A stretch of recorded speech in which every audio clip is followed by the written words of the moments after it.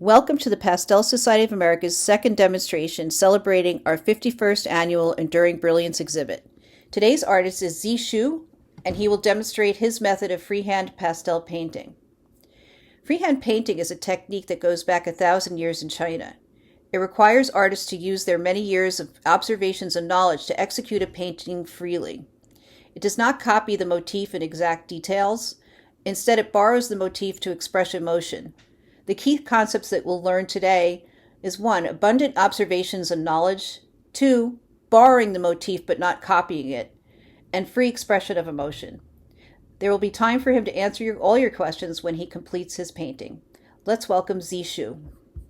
Hi, everybody. My name is JZXU Shu. Today, I'm going to do a live demo. First of all, I'm going to say thanks for PSA, Jamie Wright, Susan Story to give me this opportunity for this live demo. It's my honor. Today's topic is freehand pastel painting. Of course, the freehand is not hands-free. It's more like you free your mind. I will explain in a few minutes. This is ancient Chinese statistic concept. It dates back to 7th century Tang Dynasty. And then 1,000 years later, in 17th century, become flourished in China and become a major movement. Basically, the concept is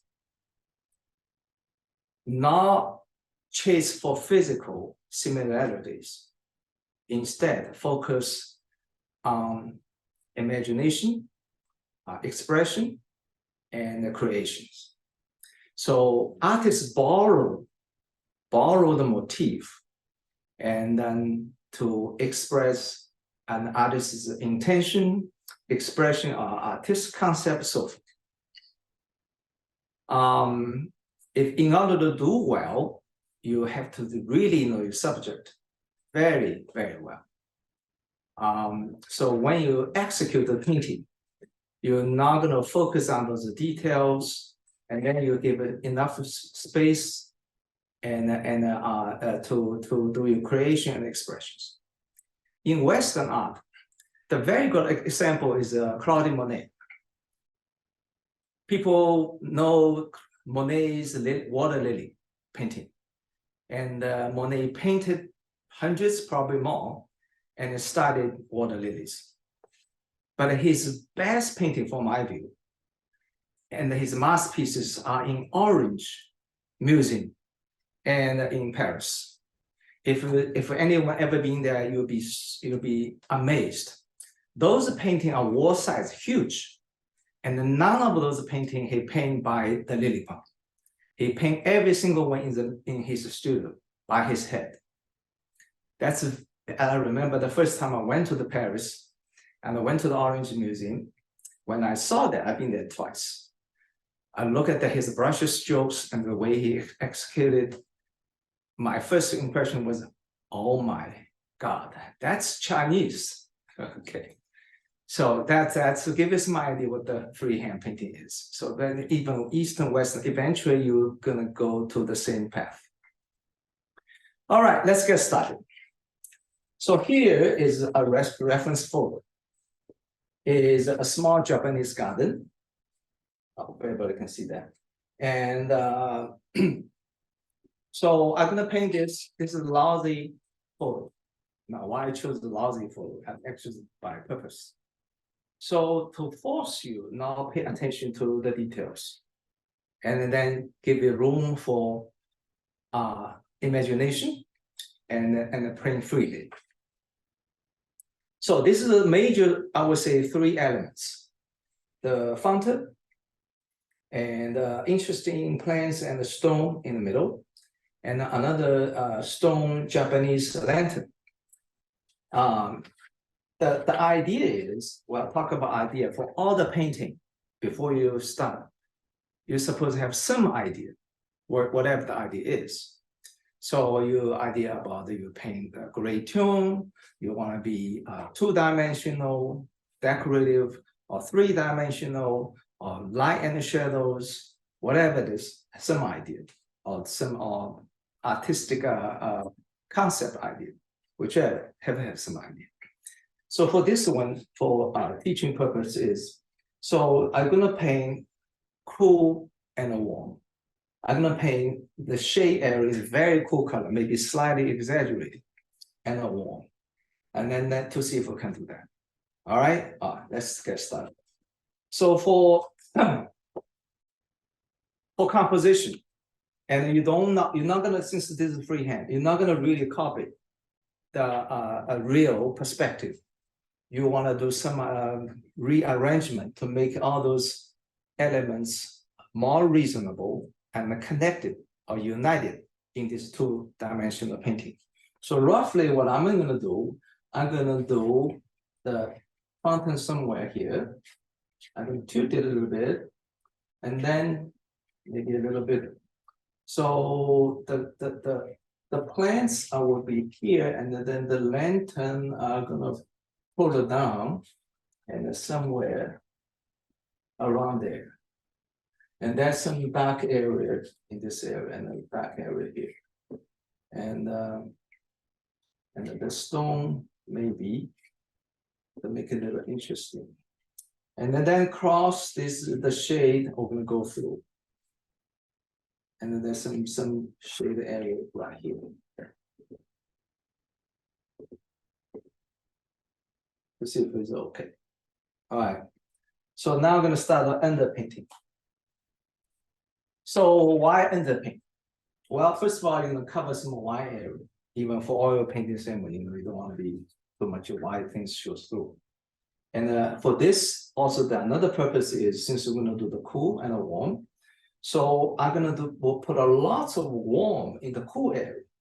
So hopefully when you paint and you make sure there's some cool warm tones that on surface, so make things are interesting.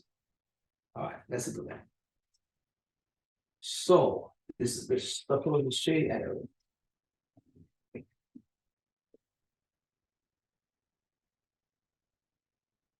And it's supposed to go to the cool area, okay? And the rest of the area is warm.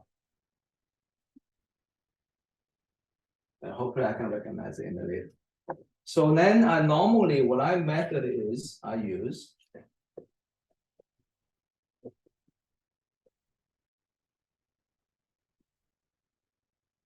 water and a brush. And I will do now, just like this. And then also sometimes it's no different direction.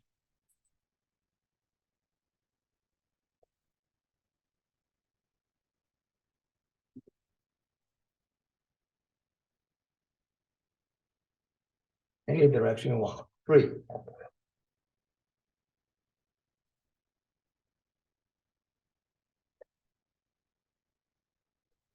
Now I'm gonna put the cool color. Roughly, and then after that we'll do some final join, okay? So cool color somewhere here.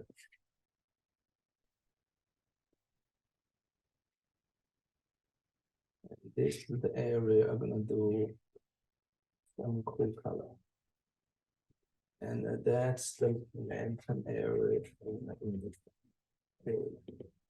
And then some area on the right upper corner is in the shade.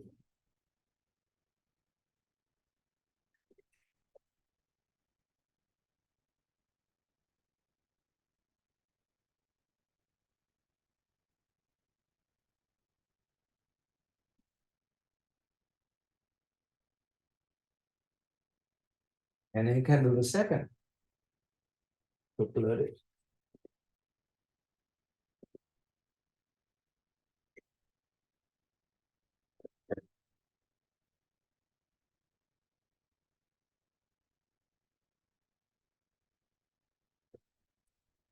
All right. Some people love to wait, dry that up, and then do the join. For me, I just do right now. You will see some watermarks, smudge, and then people will think that this is lots of accidents. Accident actually in painting, for me at least, I very welcome it. sometimes those are the place mark you don't expect it, and it will show some energy and some you even never think about those results or pop up. So you after a certain point you stop, you reassess. If you see that there's some accident you like it, you leave it. Okay, now do the drawing. All right. So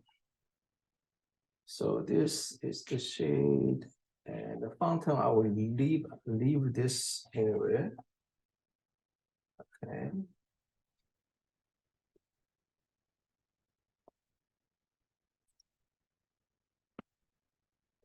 Let's make this a stone interesting come out here.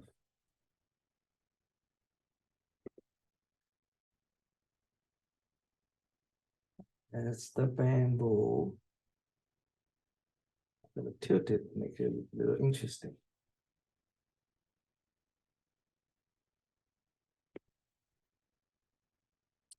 It's the place we're gonna put certain plants. And that's the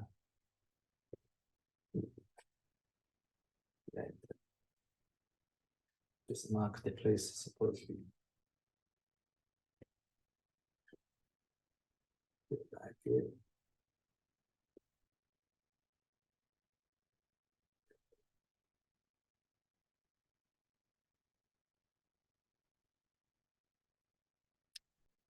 Let's look back, step back to see if it's balanced for 2 dimension. All right.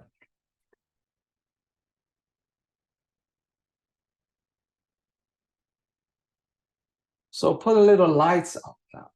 Otherwise you cannot see. It's the place I'm gonna do certain plants.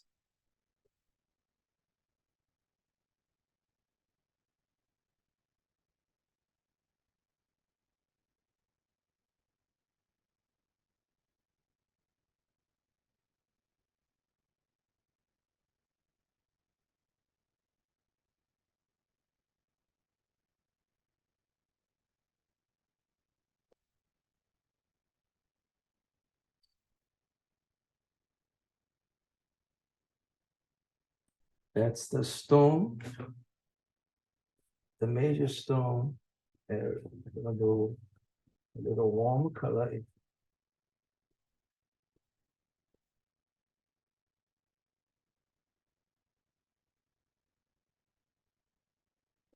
a little stone, but I use a different color.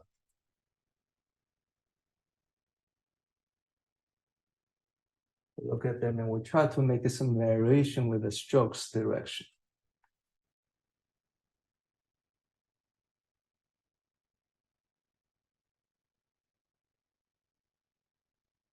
Can you tell us what paper you're working on? For this one is UR 600.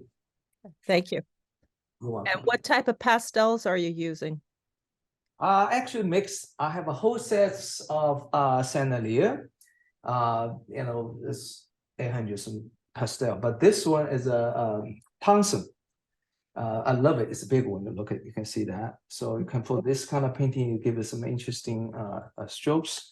And I use also Sandalier, Unison, all kinds of mixed stuff. Okay. Thank you. Welcome. Then we'll put some lights. So then we're gonna redo the ducks. Okay. So those dark here we have some lights.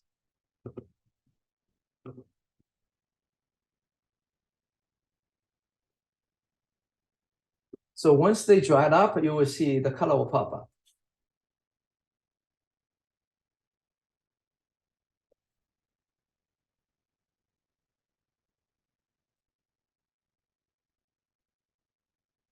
It's also possible.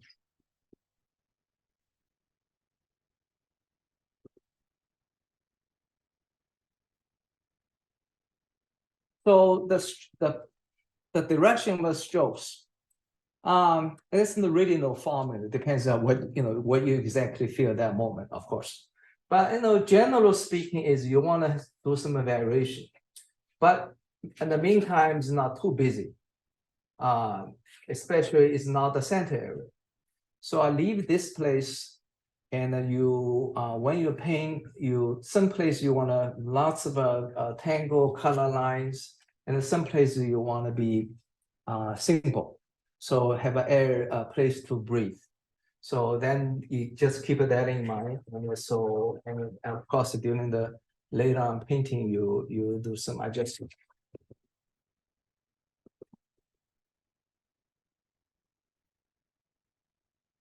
So now it's semi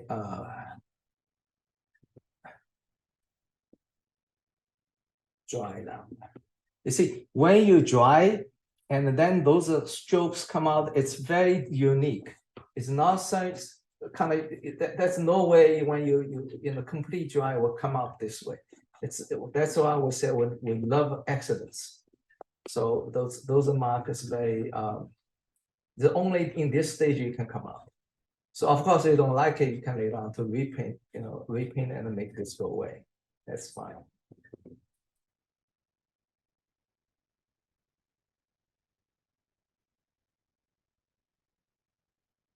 Especially when you do plain air, that's awesome way to do it. And this is the area. You're not gonna paint trees or even though this is the trees, but this time you don't do that. They will really pull you too close to for those things. You just try not to paint as a tree or plants.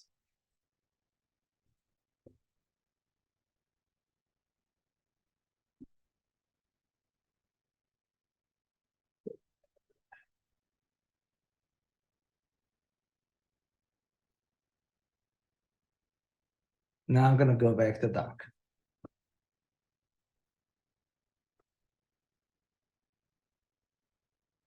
So as we mentioned, we plan in this area lots of cool, but not just purely cool. The main tune is cool, but inside the cool and the warm are tangled together. So now we use the warm to the dark.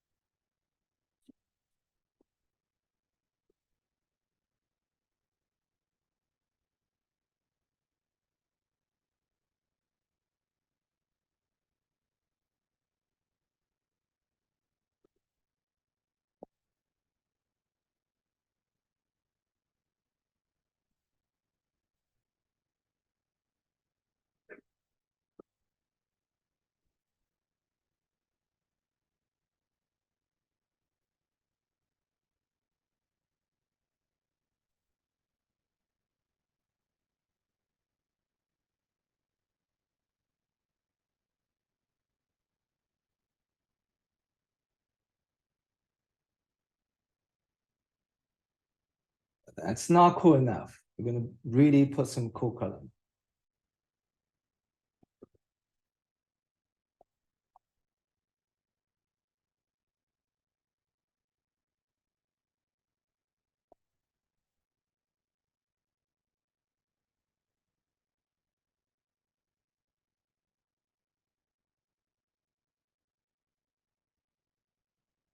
You don't want to have too much clear edge. You let them in the shade and all this. But don't think of this as the stone things, the fountain, and then make it become the whole unified thing. Of course, this is the stone, and then you paint. When you stroke, give us some suggestion of and the structure is.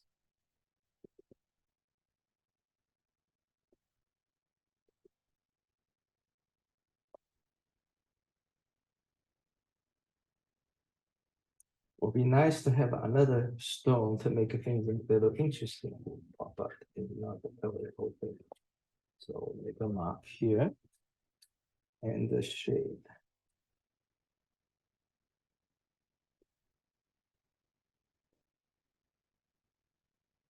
All right, let's little redo join a little bit. So we're constantly we have to do join and the rejoin.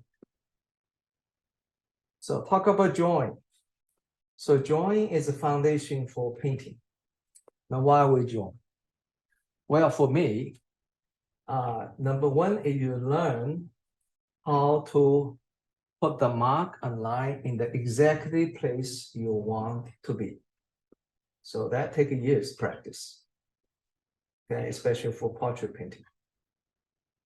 And secondly, join is the best way to study things. So way before we have a camera, most artists they draw, and during the time they studied, we can use the term is called the first degree digestion. Let's put it this way: you study the things. Then once you use those drawing in the study, you go back to your studio, and then you do this the big piece of whatever oil watercolor is, because you already have some study that's become secondary digestion of study. Why we need a secondary? Same concept as the freehand, because you studied it, you know well. So then when you do a bigger piece of a real piece, let's put it that way, you have a more room to think about how to convey your idea instead of you copy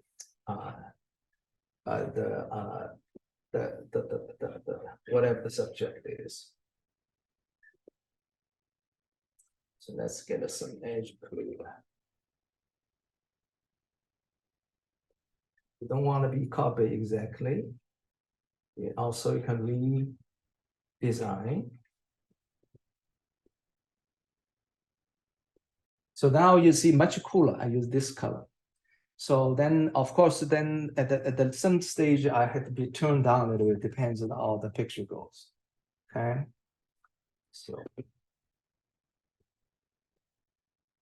this area, I want to be a little cool. So let's little cool color. But later I maybe turn down a little bit.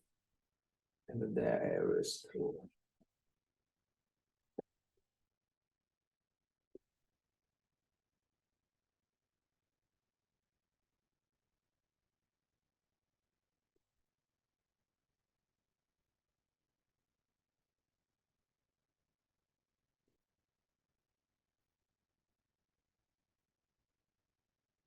So let's walk on a little bit. This is the major things. So we're gonna a little move on a little more, give you more rich attention, more detailed attention. Not necessarily attention, which means you put a more your energy, your study, or your thoughts on that things. It doesn't matter is you use a simple stroke or complex strokes.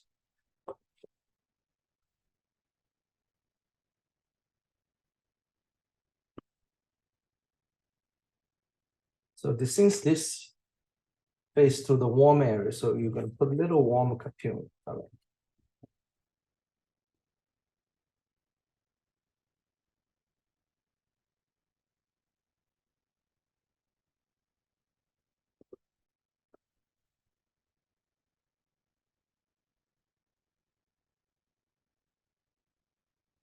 And then when you use the strokes, if you want to do a freehand, you always be careful not do too much details and too early. And then you can cause issues.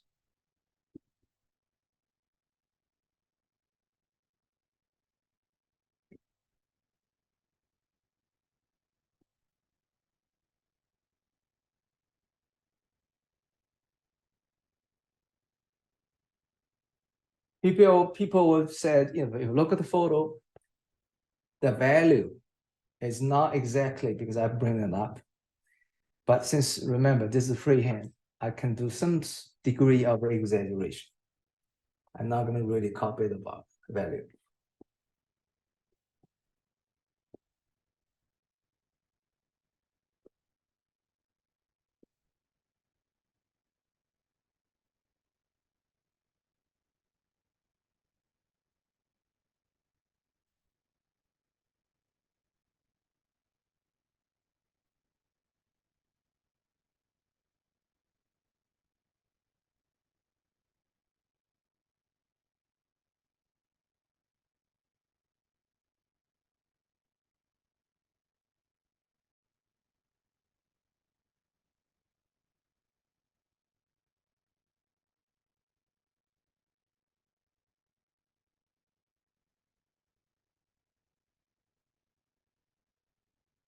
Now I'm gonna do a little bit touch for this fountain, but not gonna paint too bold.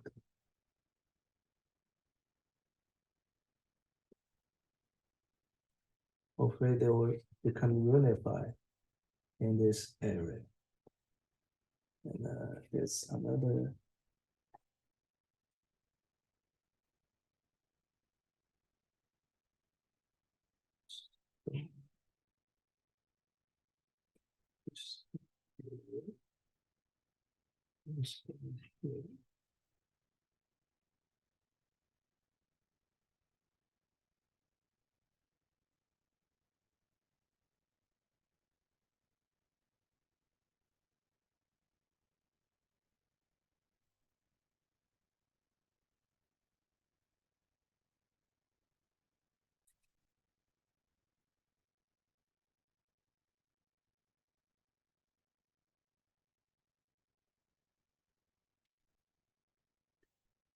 I don't mind to take your questions. You know, you can just pop out if I can answer it during the process.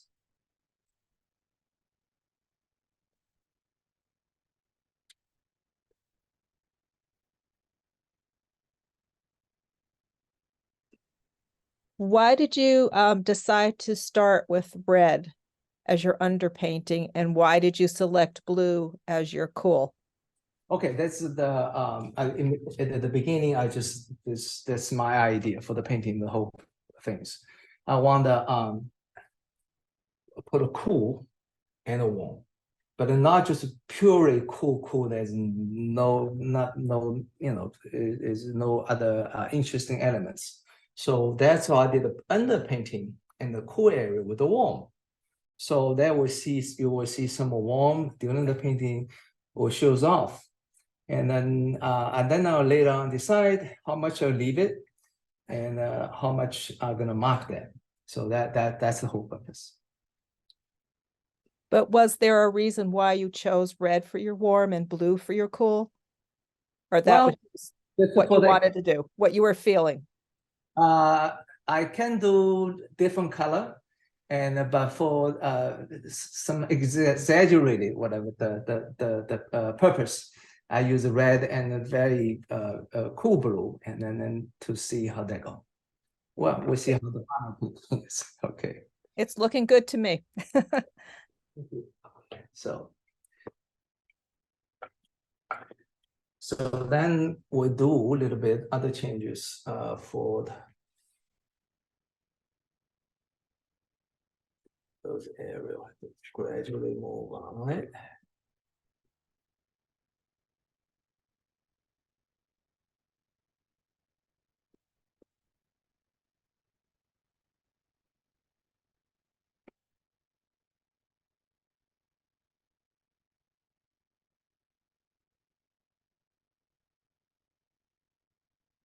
I will cover those areas later on, and then if it's how much we'll do, it depends. So a little bit showed up here. So give us some suggestion. So let's reassess. So normally when I paint, after, let's see, if it were with the 100% and the 10% stage, early stage, I stop. So this is about time. Hopefully I'll have enough time. So I'm gonna see is this is how they go along. So what's your original idea? Is we're still on the path to that original idea. Sometimes painting is amazing. They have their own, they are so stubborn. They have their own direction. Once it's at a certain point, you cannot turn it around. People should understand what I'm talking about. So this time is a good time now to analyze your original idea, the composition wise, all those things to see if it's okay. And then you move on. And the third half point, we'll do another major one. And 90% of the time, which is most important, and which is answer the question when to stop. And that's the time you'll be very careful not overdo. All right, so now we'll look at the problems. So I would say this area of the plants not warm enough, too cool. All right, and so let's work on this.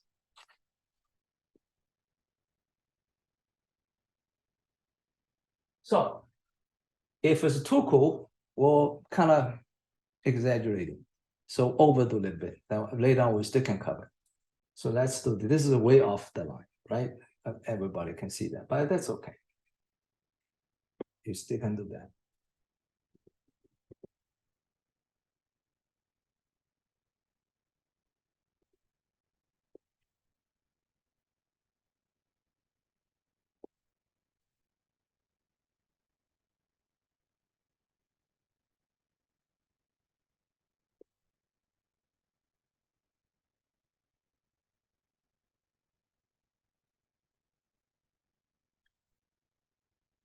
Again, when you do those leaves, don't think they are leaves.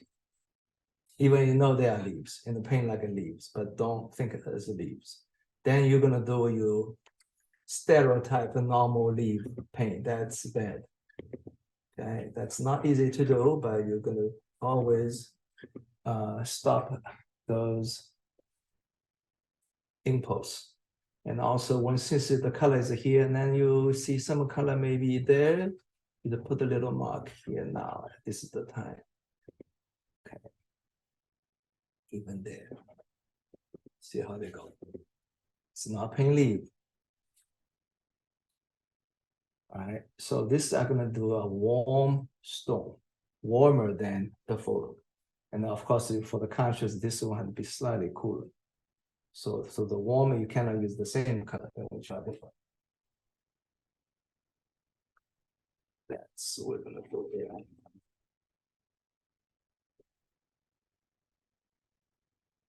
We do give it some suggestion of structure, but still, you don't want to paint stone. And that's go. Sometimes I use it. I don't hardly use the finger, but sometimes I do.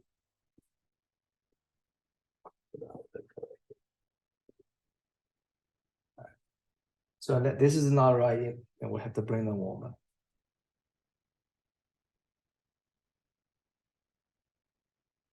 All right, let's see.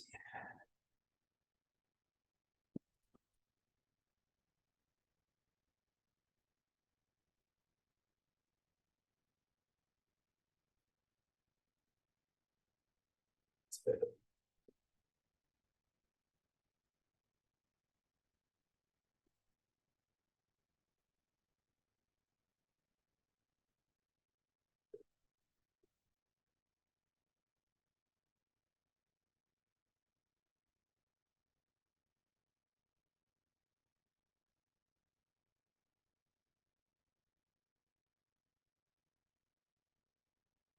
That color, I will leave it. No suggestion.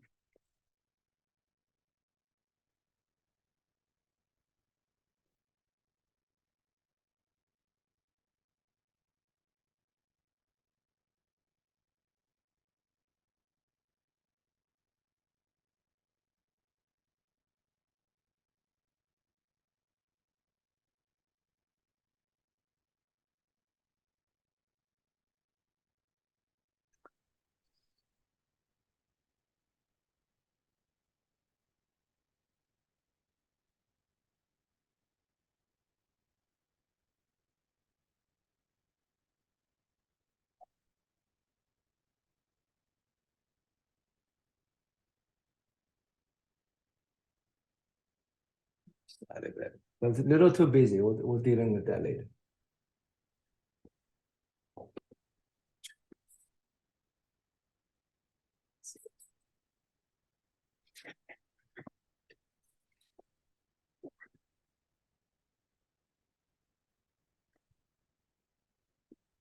Now I'm gonna go back. So you make sure simultaneously you make the whole painting not off the balance. So once you work on this light area and then go back to dark.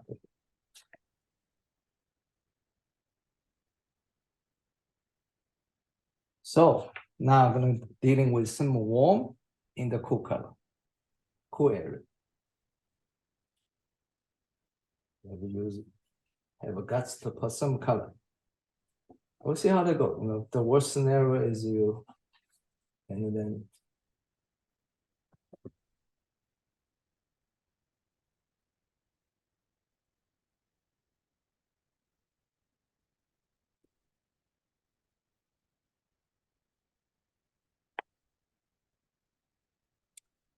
a little join.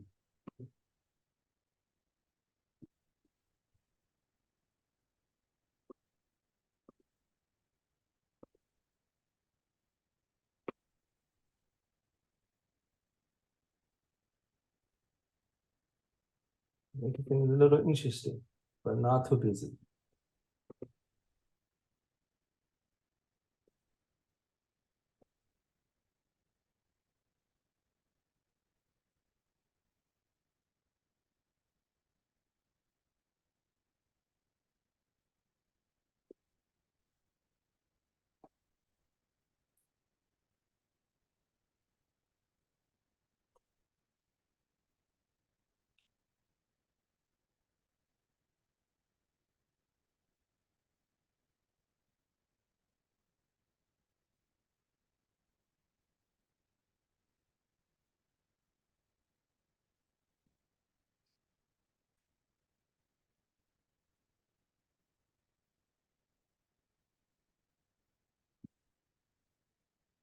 So the overall is cool, but not just one color. You have some variations. And later I'm gonna put a little water to make things a little slightly more interesting. And then these are those major interesting elements in the center, a little balance on the edge. That's the thinking. To see if we can do it.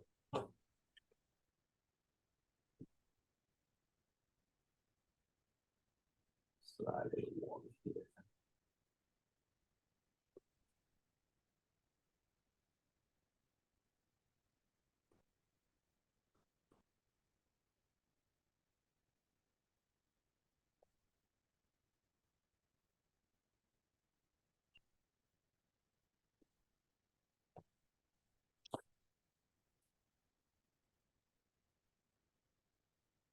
Probably have it lift up brighter this one.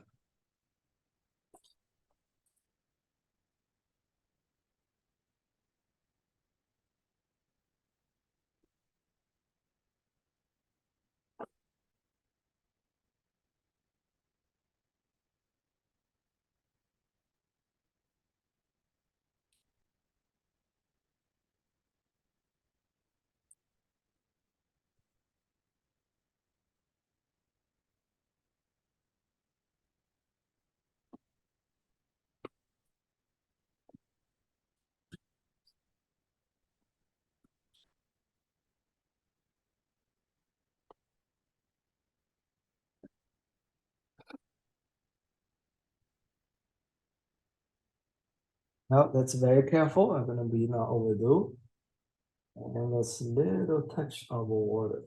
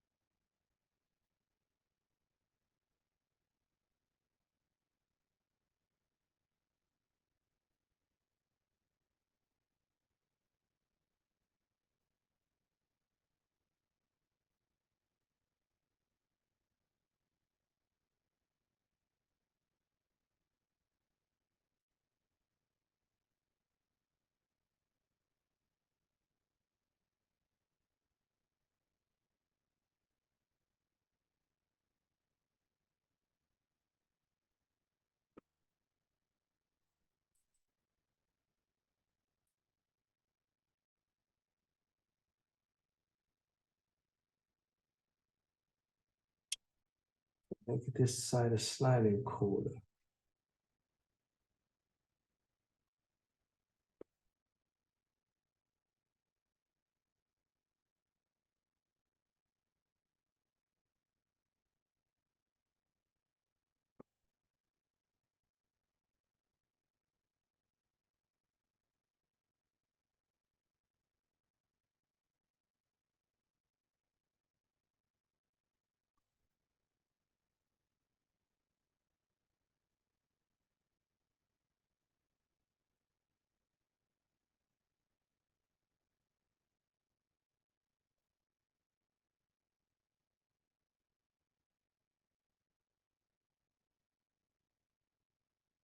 Well, let's do some kind of join again.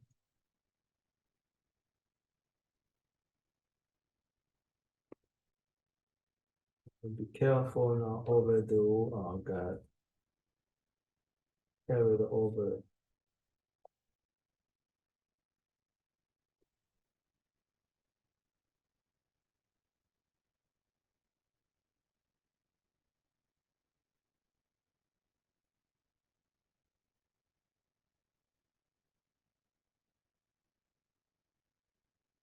All right. So maybe you're gonna bring out this shape slightly more. So I have to lighten up this to this part of the stone.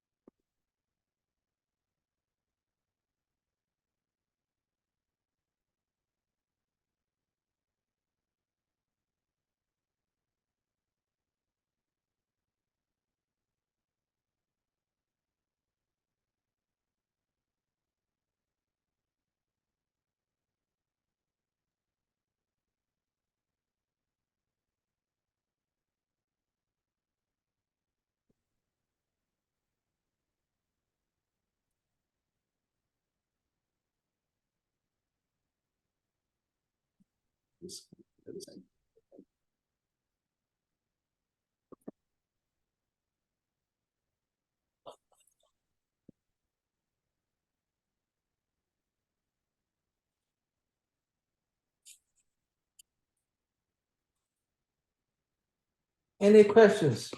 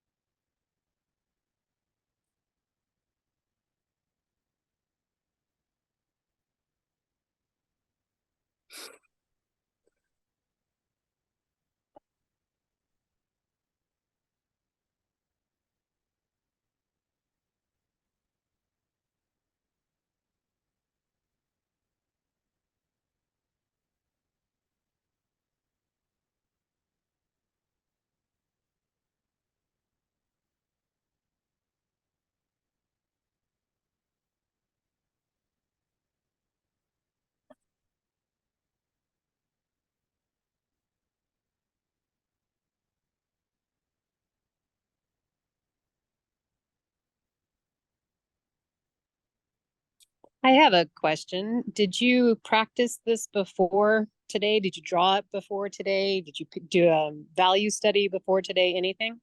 Yes, I did.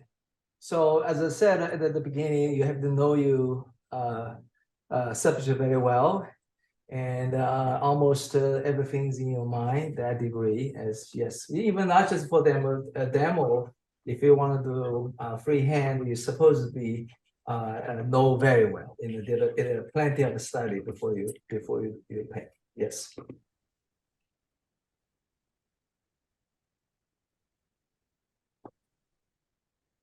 So you see the grain.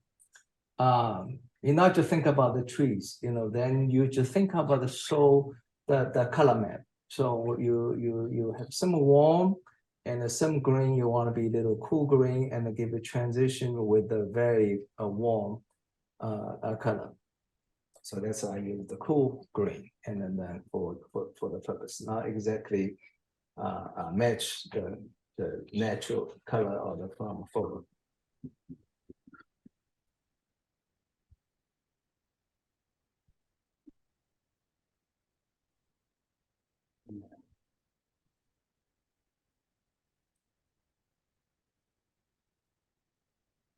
All right, let's reassess a little bit.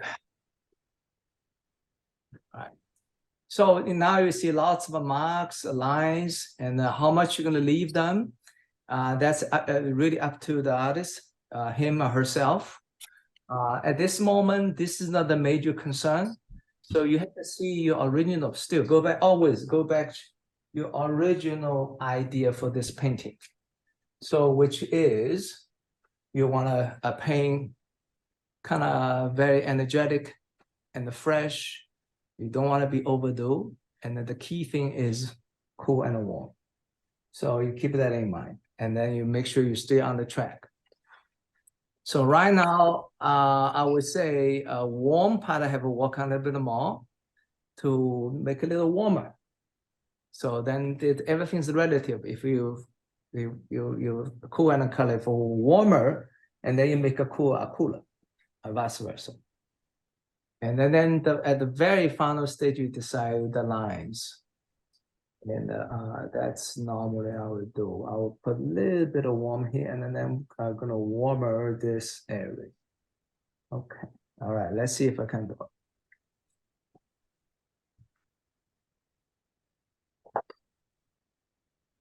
So I'm gonna make things interesting a little bit. That's a reflection. In natural surrounding, it is.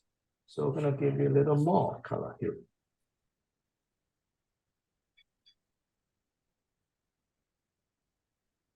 And even here too. And here a little bit.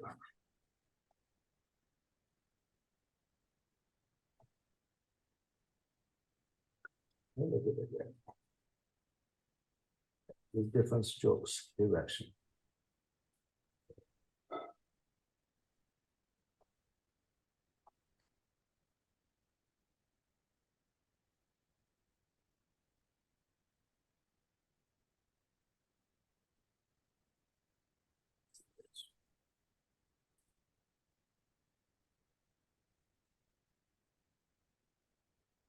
And then I'm gonna warm up.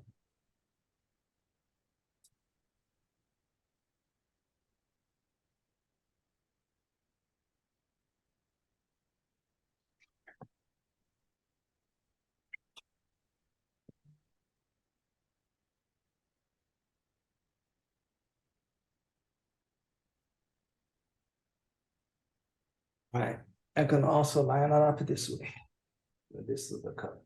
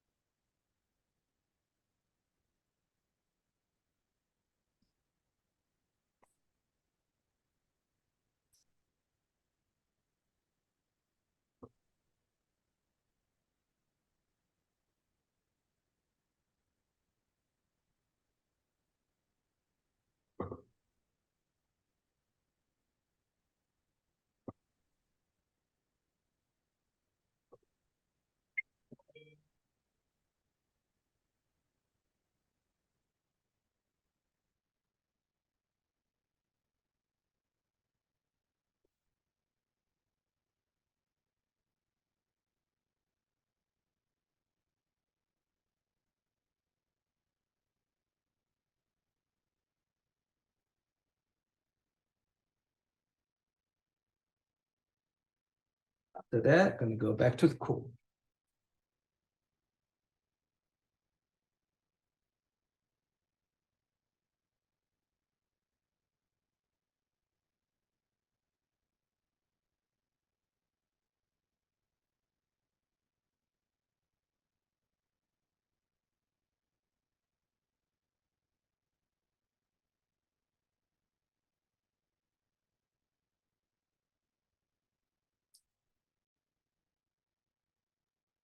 I have another question for you. You said this technique dates back hundreds of years. How did you learn it? Did you go to a special academy, or is it just taught all the time? It's a concept. It basically it's a concept. Technique is free. The concept is date back to Tang Dynasty, 7th century. That's some scholar already mentioned. This is the way they wanna do for painting. But as I said, and it become a very major movement back in China at that time. It's taken 1,000 years later. Yes.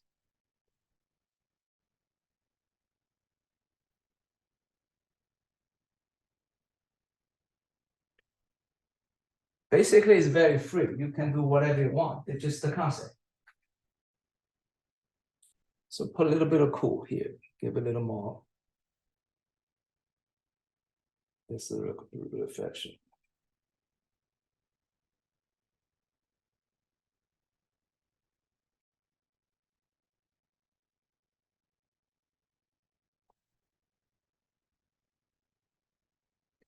This is a stone that's two face and the light lit up. There's the end, the transition area. You're gonna have a cool light from the sky. Even you don't see it from this photo, doesn't matter because it's, as I said, as long as you know it's there and you deliver that. And for this moment, you think that this is what will make things interesting and put it in.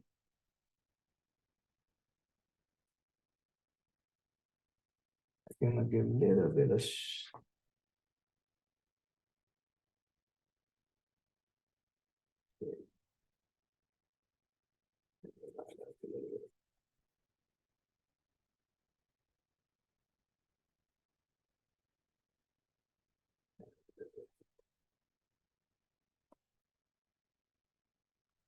All right, now I'm gonna slightly put a little more attention for the lantern.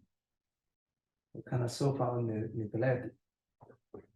So maybe it's a little too cool. And maybe, see, this is always back and forth. And you see the whole thing if they talk to each other.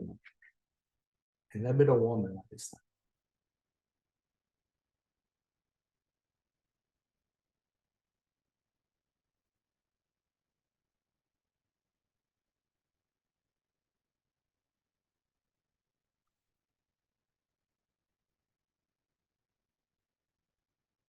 How much lines or marks you leave it, and how what you're gonna do is really up to the artist itself, himself or herself. So if you want to do this way or you want it that way, it depends.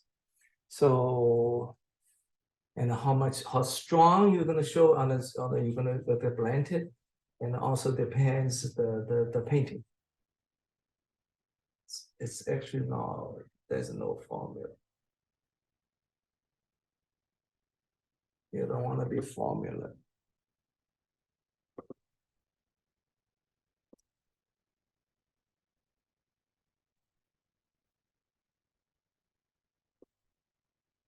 I think it's better than it was before.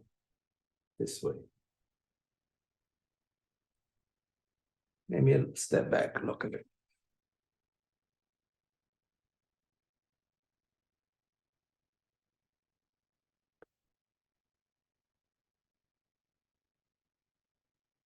All right, so a little dull. And then I'm gonna make things in the shade and cool area a little bit warmer because of the reflection on the ground. And then some kind of join again.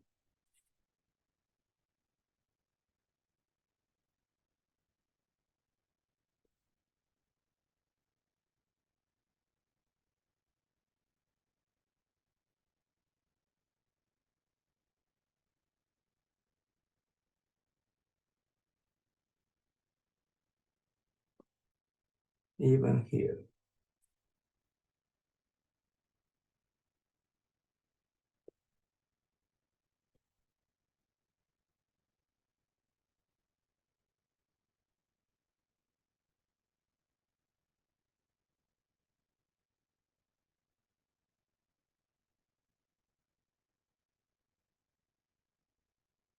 How's our time, Corey? Is everything okay? Yeah, we're doing good. It's 1 minute after 4. Okay. So halfway.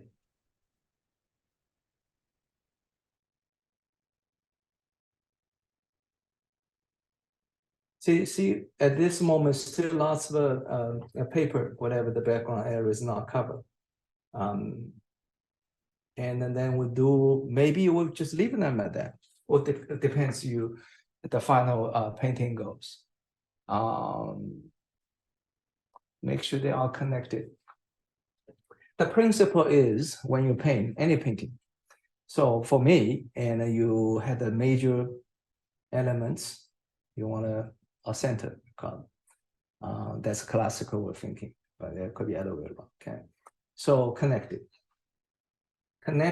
and the variation, changes.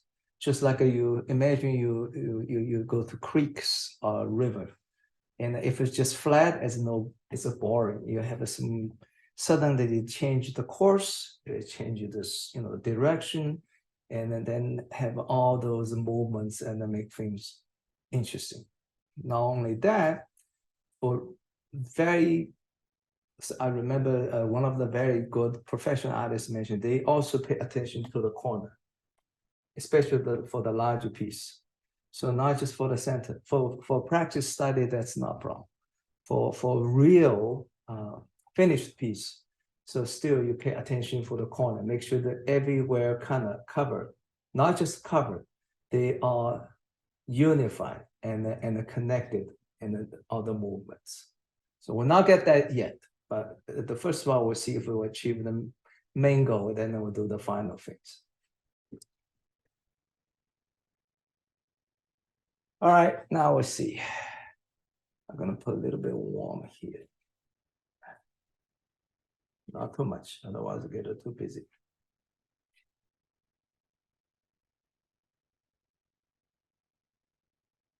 Maybe turn down a little bit. Here.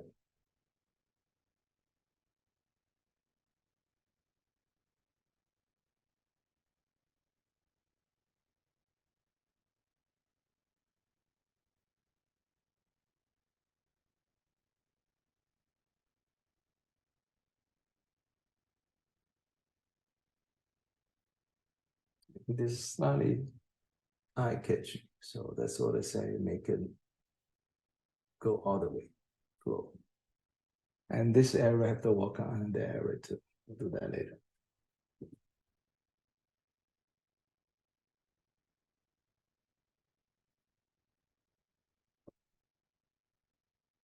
Maybe I'm gonna cover this red slightly catchy.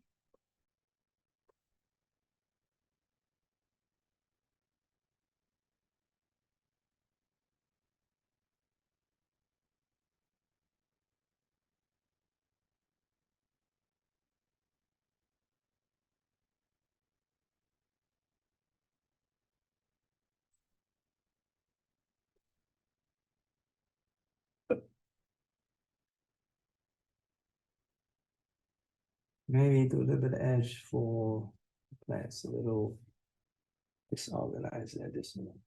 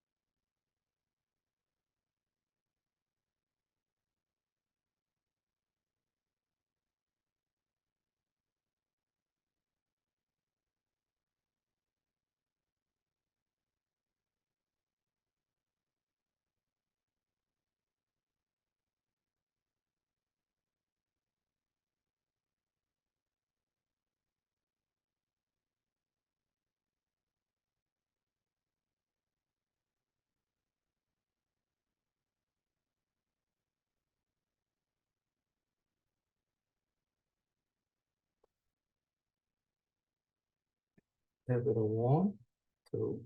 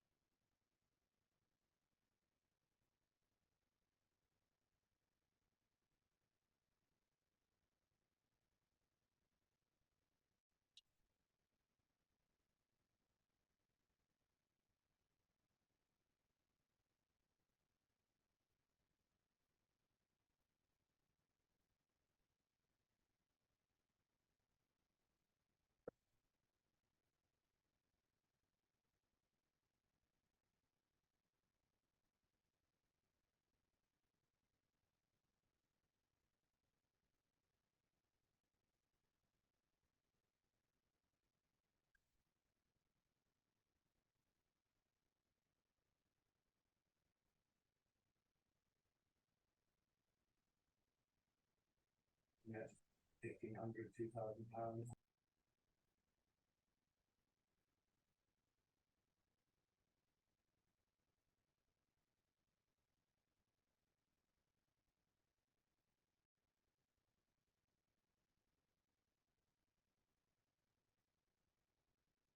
Tilt down the cool a little bit.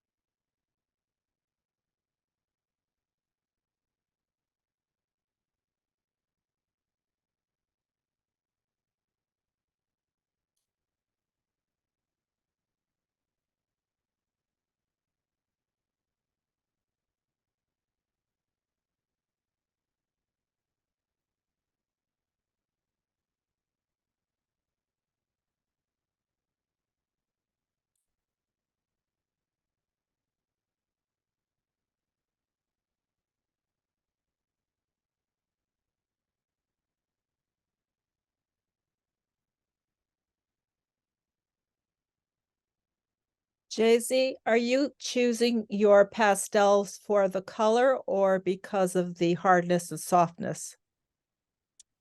Well, that's a good question. Depends on which stage and what element I'm doing.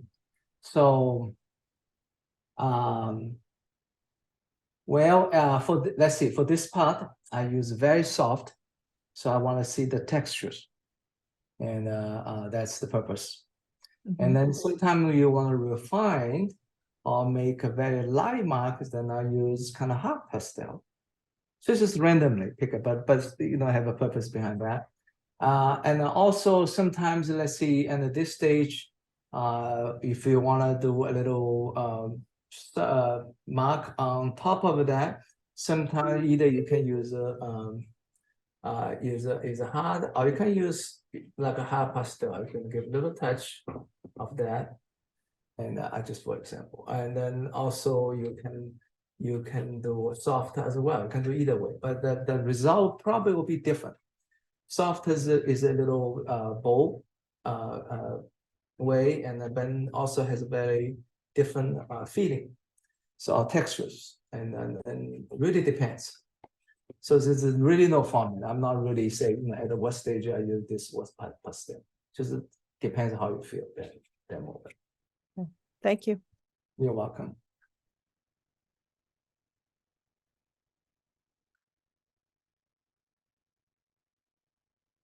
It's a little touch. So interestingly, when you paint the soft pastel first, and then you do hard on top of that, you know, smudge them, whatever the background the soft pastel is. And then sometimes get very interesting result. I remember a long time ago, I self-taught for my pastel. So I looked at the book, and they said that strictly your soft pastel are used the last. You only use a pencil and hard pastel first, and then the last you do soft pastel. So I thought that was the only way. So then I took the workshop with a very great teacher, Margaret Evans. I actually asked her if this is the way it should be, and she said, no, you can go whatever you want, you know, either way. So and from that point, I try, you know, practice different kind, and I found that either way will be fine. You can use hard, and then after that, you know, later on you put a second, third layer of soft. And also could be reverse. Then you do some smudge and then make things interesting. Even I use a pencil sometimes. For some very final detail things, I use pencil too. But today I did not use it. See, now you see the underpainting. So lots of warm things go through. You know, I'm not going to completely cover them. Why should I? And then make things interesting. But sometimes you keep that in mind. Interesting is interesting, but the whole concept is unified. So as long as this two-dimensional painting is a logical, unified, whatever you believe it is, then you leave it as. If you feel it's too much distraction, then you cover them. So it really depends on how you feel. So you see, those areas, those are the underpainting. At this moment, I'm not covered. I'm not sure I should do that.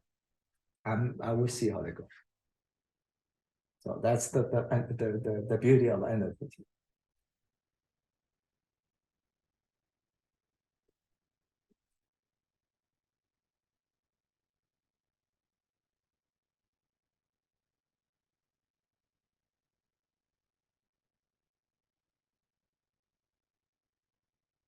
All right. Let's see what else you're gonna do. The key thing is, do I put too much emphasis on those leaves or not? Maybe not, because the main focus should be here and here. Otherwise, it will be this. I think it's just about right. But if I do too much, it will be different. The painting is very interesting. At a certain point, you'll be very careful. Value or whatever it is, if you alter one point and you make another new painting, you cannot go back. So not just keep doing it. At a certain point, you rather stop and then reassess. Now that's very important to save lots of trouble down the road. So you always have to stop. Now this is the point. I'm not rushed to put anything. I'm probably gonna cover this area. In the original, this is the, you don't have to do that. I'm probably gonna cover. So this is the reassess. So I'm gonna use a little hot pastel and I just gently cover it.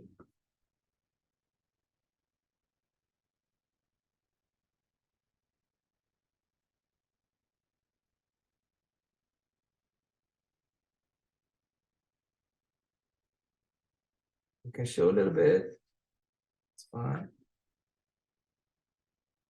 I think it's better than just show from there. Okay. A little bit, cover it, a little bit.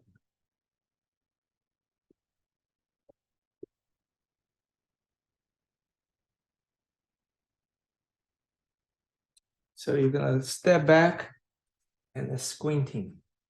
Squinting for physiological reason is they force you to see the big shape and the value, basically is. So you don't attach to the details. Maybe I'm gonna do this edge a little more. There we go.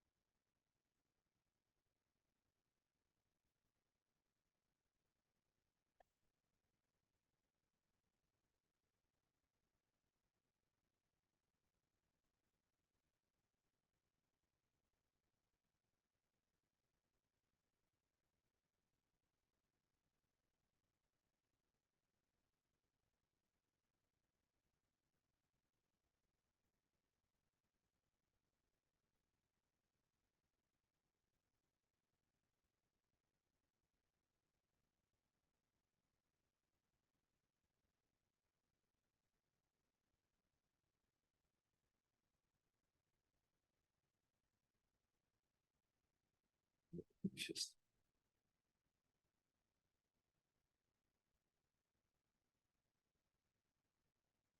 see all those colors, reflection color, definitely is not from here. So you have to imagine and then make them up. And of course, they have to be reasonable because you've been painted many times instead of before, and still logically and physiologically and not physical, physically is a reasonable.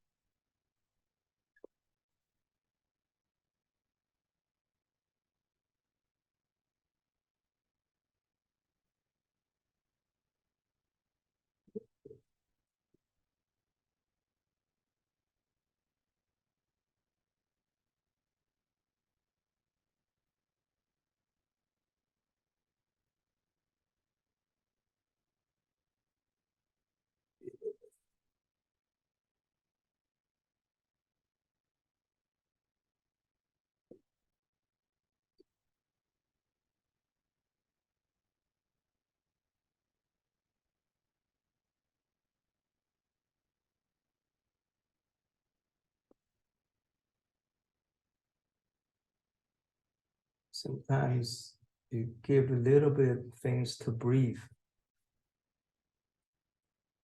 Not, it's nothing to do with the smell, just breathe.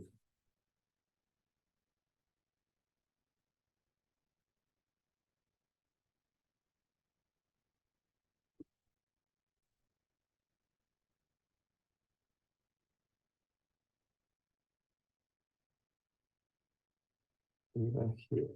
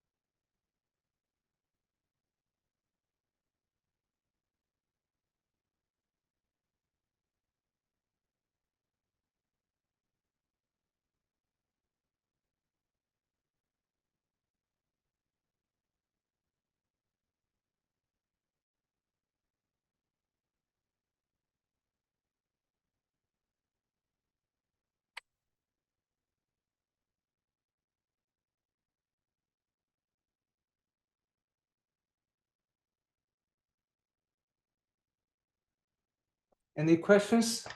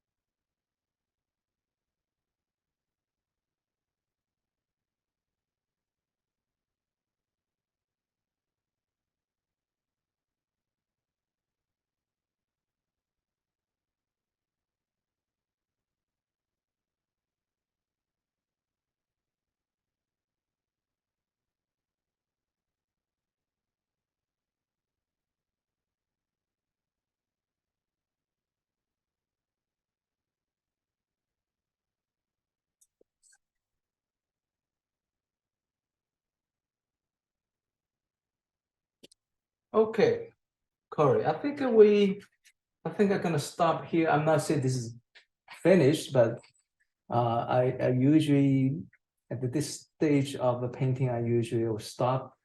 And you can see, for study is kind of finished. For competition piece, you probably have to work on it more. But at least you get some idea. So I will take a question from now.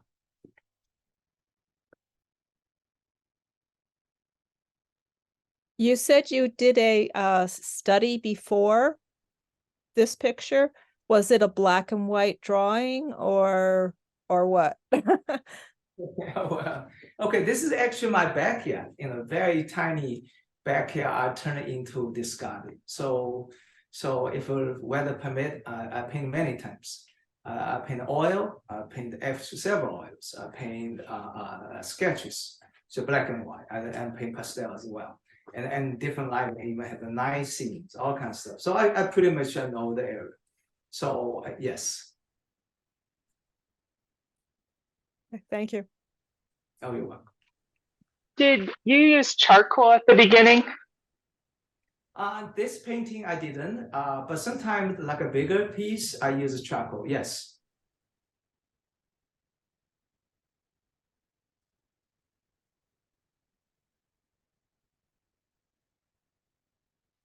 Getting comments saying, thank you, wonderful demo. Oh, Thank you. This was fascinating to see. Well, especially when you use this way, you do plein air, it's fun. So, I mean, I can paint actually faster than that, but for this size, of course. So for plein air, that is awesome. You very easy, quickly to finish. So before the light change along. So that's normally I do. Of course, for competition piece, I occasionally participate in competition. Then they are a little different. So you have a little more refined. But this is the way, one way, not the only way. To express yourself, to paint, and also it could be very quick way. So that's why I introduced this way, to everybody, and hopefully you guys enjoy it. Well, thank you very much, Jay-Z. This is Susan's story. And I think what you've done is very exciting and expressive and colorful and inspiring. And I thank you very much. And PSA thanks you very much. A lot of people are commenting and saying how much they appreciated what you've shown them, and they're inspired and they're so excited to try this technique. Well, thank you. Thank PSA. And thank Colin. Thank you, JZ.